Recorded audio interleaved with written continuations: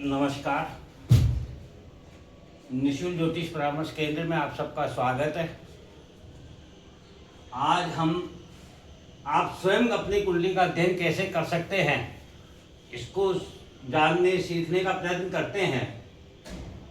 ये कई पार्ट में बनेगी, क्योंकि हम जो इस कुंडली का अध्ययन कर रहे हैं, उदाहरण स्वरूप जो कुंडली हमने ली है, इस जातक के जन्म से लेकर मृत्यु तक संपूर्ण जीवन का हम विश्लेषण करेंगे। क्योंकि ये एक विशेष कुंडली है, आप चाहें तो इसको नोट कर सकते हैं। इस जातक का जन्म दिनांक है 14 नवंबर 1962। समय रात्रि का है 8:55, जयपुर राजस्थान। तो ये लग्न बनता है, ये नवमांश बनता है। बुधवार दिन है जिस दिन जन्म हुआ है। बुधवार दिन के देवता गणेश जी होते हैं। रात्रि का जन्म है अर्थात चंद्रवंश। दिन का जन्म होता है तो सूर्यवंश। कृष्ण पक्ष का जन्म होता है तो चंद्रवंश। शुक्ल पक्ष का जन्म होता है तो सूर्यवंश। शूद्र वर्ण है जन्म के समय, अर्थात समाज से बाहर। समाज से बाहर से तात्पर्य है समाज में जो व्याप्त बुराइयां हैं, जो गंदगी है, उन्हें सफाई करके अच्छाई में बदलने का कार्य करना। वर्ण कार्य करने को दिखाता है, कर्म क्या करना है, और गण कार्य को किस भाव से करना है। तो देवता गण अर्थात परार्थ भाव से कर्म करना। ये लग्न बना, नवमांश बना। लग्न मिथुन लग्न है, आद्रा नक्षत्र है लग्न का, जिसके स्वामी राहु होते हैं। सूर्य तुला राशि में है, विशाखा नक्षत्र में है। विशाखा नक्षत्र के स्वामी गुरु है। चंद्रमा मिथुन राशि में है, मृगशिरा नक्षत्र में है, जिसके स्वामी मंगल हैं। मंगल स्वयं कर्क राशि में है, अश्लेषा नक्षत्र में है। अश्लेषा नक्षत्र के स्वामी बुध हैं। बुध तुला राशि में है, विशाखा नक्षत्र में है। विशाखा नक्षत्र के स्वामी गुरु हैं। गुरु स्वयं कुंभ राशि में है, शतभिषा नक्षत्र में है, जिसके स्वामी राहु है। शुक्र तुला राशि में है, विशाखा नक्षत्र में है।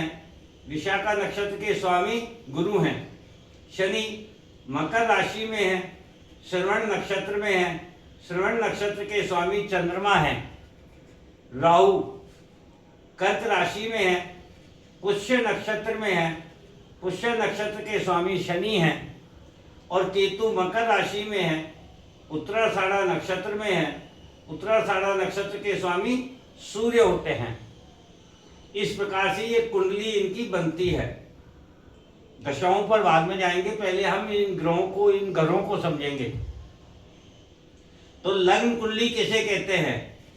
हमारे जन्म के समय ब्रह्मांड में जो ग्रहों की स्थिति थी उस समय, उसी को लग्न कुंडली कहते हैं। ये लग्न कुंडली बनी। ये 9 ग्रह उस समय ब्रह्मांड में इन राशियों में स्थित थे। तो पहला भाव लग्न होता है। लग्न हमारा जन्म है। जन्म के बाद दूसरा घर जहाँ 4 नंबर लिखा हुआ है, यह हमारा परिवार है। जन्म के साथ ही हमें अपना एक परिवार प्राप्त होता है। हमारा जो पोषण है जन्म का, बालक का, वह माता के द्वारा किया जाता है। अतः दूसरे भाव से माता का दूध भी देखा जाता है। और माता के दूध से ही हमें अपने जीवन में अपने परिवार के प्रति जो संस्कार है वे प्राप्त होते हैं। माँ ही बालक को पोषित करती है, वह भी दूसरे भाव से देखा जाता है। दूसरा भाव हमारे परिवार का धन कहलाता है। परिवार का धन परिवार के संस्कार ही होते हैं।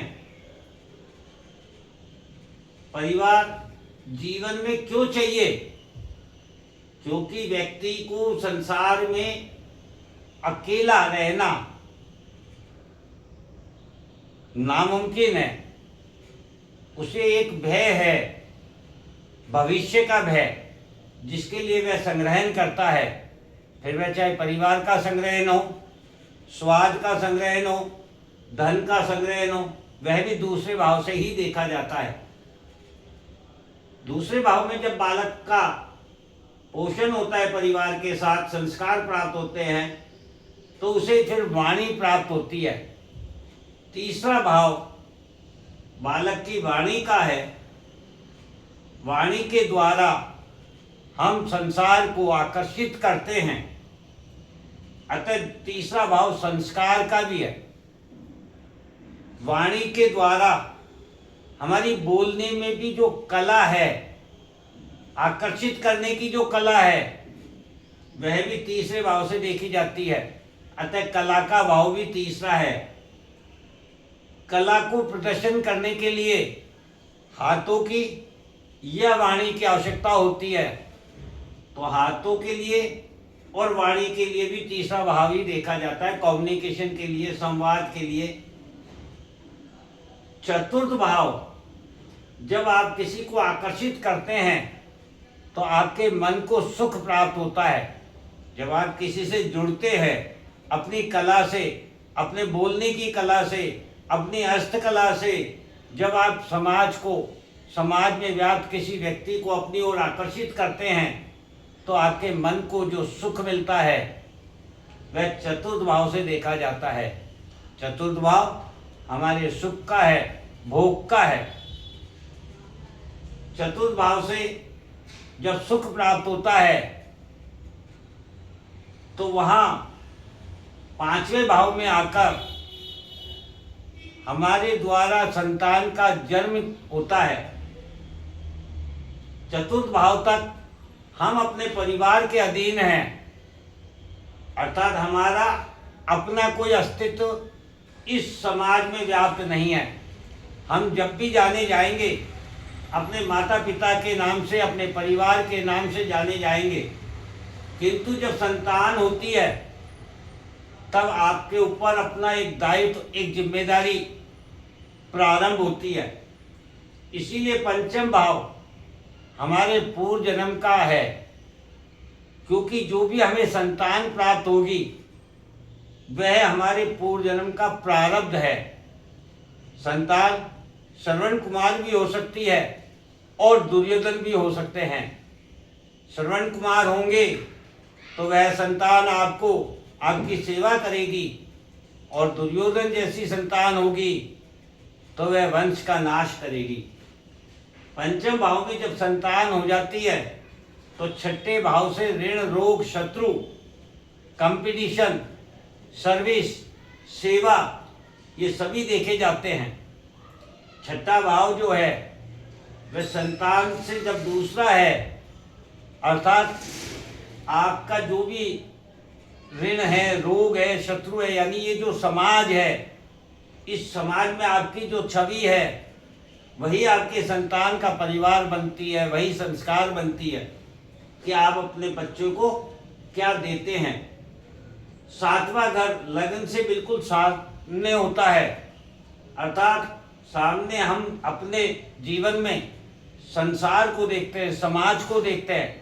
उस समाज को देख कर के ही हम अपने सोच और विचार का निर्माण करते हैं, अपने व्यक्तित्व का निर्माण करते हैं। या तो हम अपने व्यक्तित्व, अपनी सोच विचार से समाज को आकर्षित करते हैं, या फिर समाज के द्वारा हम आकर्षित हो जाते हैं और समाज के जैसे बन जाते हैं। ये सातवां भाव दिखाता है।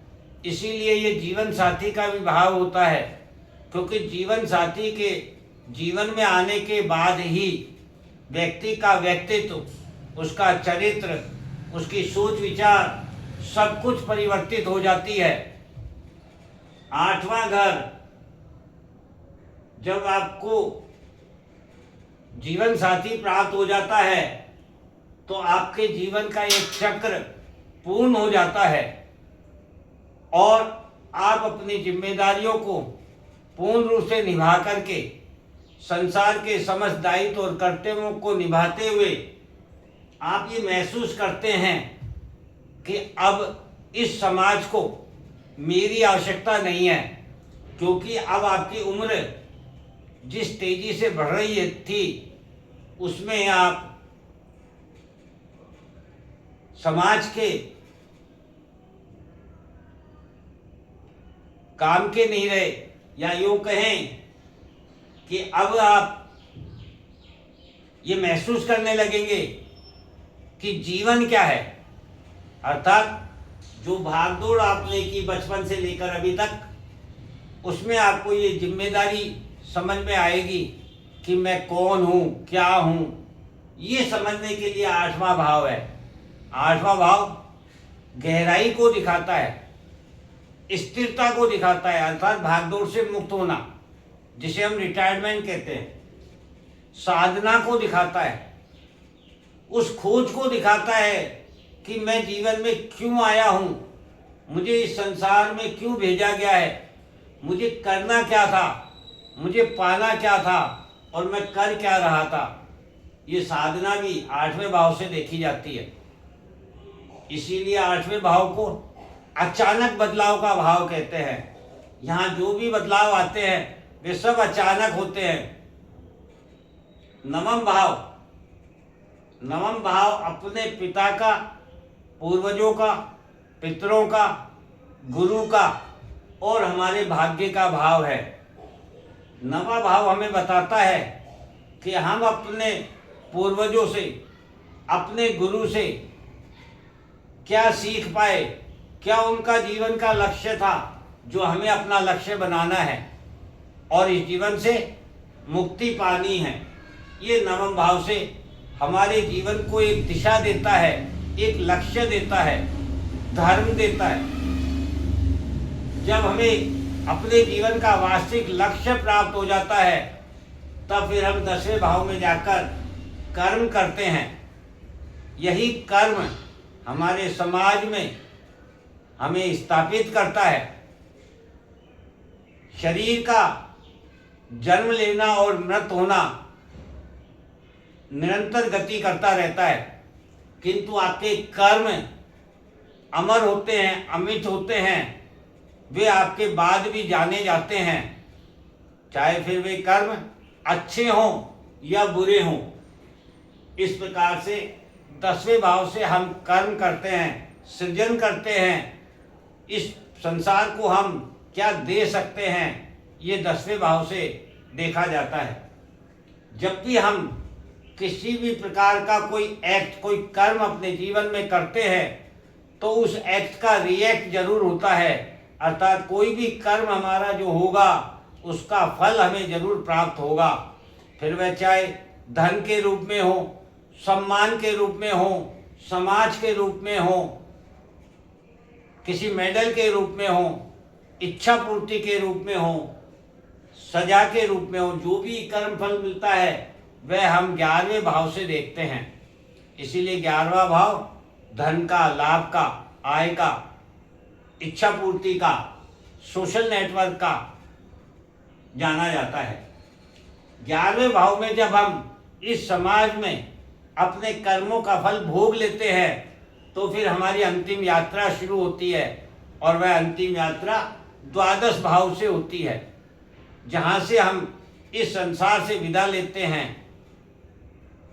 तो 12वां भाव हमारे इस संसार जगत से, इस शारीरिक भौतिकता का विदाई का 12वां भाव है, जिसे हम निद्रा के रूप में देख सकते हैं, विदेश के रूप में देख सकते हैं, अस्पताल के रूप में देख सकते हैं, जेल के रूप में देख सकते हैं, क्योंकि यहाँ सभी जगह व्यक्ति अकेला ही अपने स्वयं को भोगता है। इस प्रकार से ये 12 भाव हमारे अपने जीवन में कार्य करते हैं। यही लग्न कुंडली हमें बताती है कि हमने जो जन्म लिया है वह संसार कैसे हमारे साथ व्यवहार करेगा और हम संसार के साथ कैसा व्यवहार करेंगे। कौन कौन हमें इस जीवन में मिलेगा और कौन कौन छूटेगा, बिछड़ेगा, क्या क्या हमें प्राप्त होगा और क्या क्या हमको खोना है, ये सभी लग्न कुंडली जब हमने जन्म लिया है तभी हमें प्रारब्ध के रूप में प्राप्त हो गई है कि ये हमारे पास जमा धन है और ये हमारा खर्चा है। इस प्रकार से लग्न कुंडली से आप ये देख सकते हैं।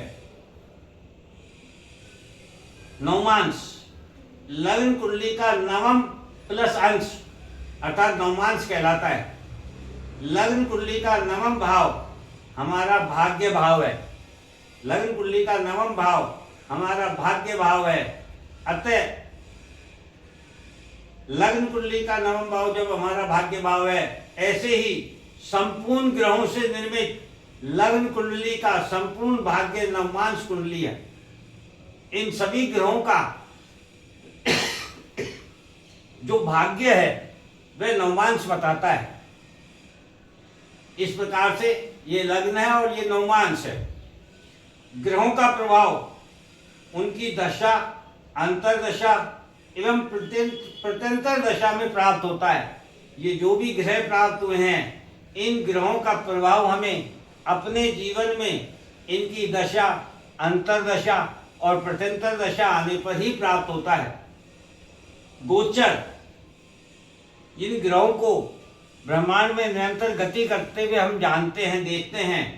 इसलिए जब भी हमारी किसी ग्रह की दशा, अंतर्दशा और प्रत्यंतर दशा का जब हम अध्ययन करते हैं, तब वह ग्रह जो हमारी कुंडली में स्थित था, वह उस समय कौन से भाव से किस ग्रह के साथ युति में, किस ग्रह की दृष्टि में और किन ग्रहों से दूरी रखकर गोचर कर रहा है, उसी के अनुसार वह ग्रह हमें फल प्रदान करेगा।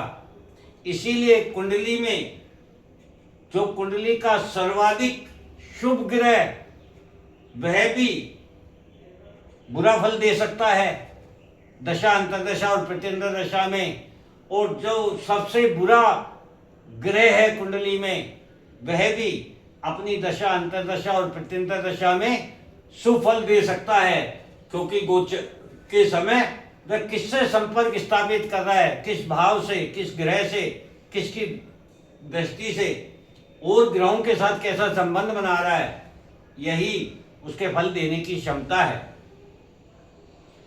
इस प्रकार से ये आज हमने पार्ट 1 शुरू किया है। अब हम इस कुंडली के अनुसार थोड़ा सा अध्ययन करने का प्रयत्न करते हैं। शायद आप लोगों को नहीं दिख रहा हो तो मैं इधर हो जाता हूँ।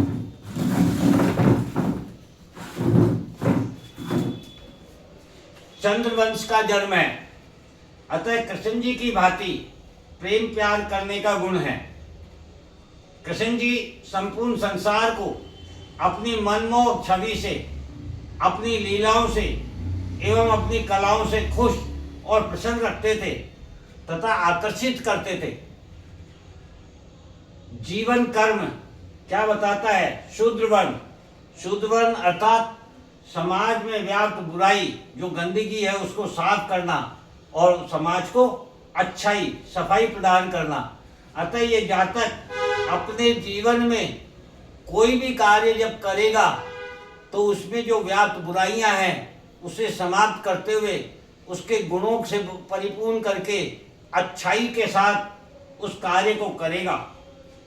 उस कार्य को करने का उद्देश्य क्या होगा जातक का, वह गण बताता है और इसका देवता गण है। अर्थात इसका कर्म उद्देश्य क्या होगा? देवता गण अर्थात संसार एवं प्रकृति में परार्थ भाव से वृद्धि करना ही इसके कर्म का उद्देश्य होगा। बुधवार दिन का जन्म है। बुधवार दिन के देवता गणेश जी हैं। गणेश जी की भांति वायु की गति को भी सुनने की क्षमता होगी जातक में। प्रकृति में व्याप्त जो मिट्टी की गंध को सूंघने की क्षमता होगी। सभी बुराइयों को अपने अंदर समा लेने की क्षमता होगी। सदा सीखने की चाहत होगी। कम बोलना लेकिन आकर्षक बोलना, ऐसे गुण विद्यमान होंगे बुधवार दिन के कारण। मिथुन लग्न है। मिथुन लग्न के स्वामी बुध हैं। यह वायु तत्व की राशि है। द्विषु भाव की राशि है। इसका प्रतीक चिन्ह एक युवक और एक युवती का जोड़ा है। अतः जातक गणेश जी के गुणों से परिपूर्ण तथा स्त्री पुरुष दोनों के स्वभाव से पूर्ण है एवं सदा साथ रहने, साथ निभाने वाला एवं विपरीत को आकर्षित करने का गुण रखता है। ये विपरीत से यहाँ लिंक से ही नहीं है, विपरीत परिस्थितियों से भी है। चाहे अमीर गरीब के मध्य हो, चाहे गुरु शिष्य के मध्य हो, चाहे मालिक सेवक के मध्य हो, विपरीत।